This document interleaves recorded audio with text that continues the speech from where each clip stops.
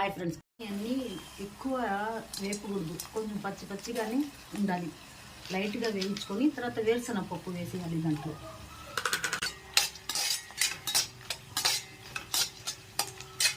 ఒక అర స్పూను,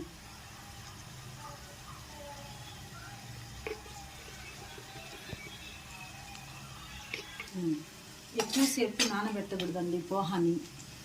అది అంటే ఊరికనే ఒక 2 మినిట్స్ అట్లా కడిగి వేసేయాలి. అంత కాలిపోయింది.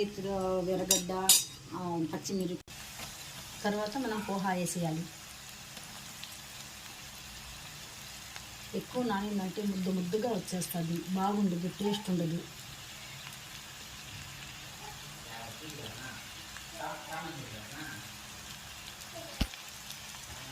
బాగా కలుపుకోవాలి. అప్పుడు సిమ్లో పెట్టుకోండి, లేకపోతే కొంచెం మాడినట్టు ఉంటుంది. సిమ్లో పెట్టి పోహా వేయండి.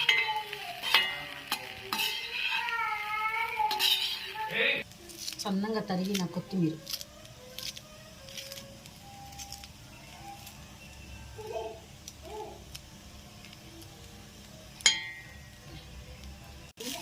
అంటే కొద్దిగానే ఉంది కాబట్టి నేను కొద్దిగా వేసాను.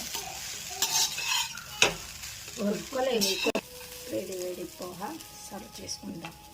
వేడి పోహా బాగుంటుందండి, ఒకసారి ట్రై చేయండి. కావాలంటే దీంట్లో బౌల్ నిమ్మకాయ పిండి తెచ్చుకోండి. దీంట్లో ఒక అర దబ్బా నిమ్మకాయ పిండుకున్నారంటే భలే టేస్ట్గా ఉంటుంది.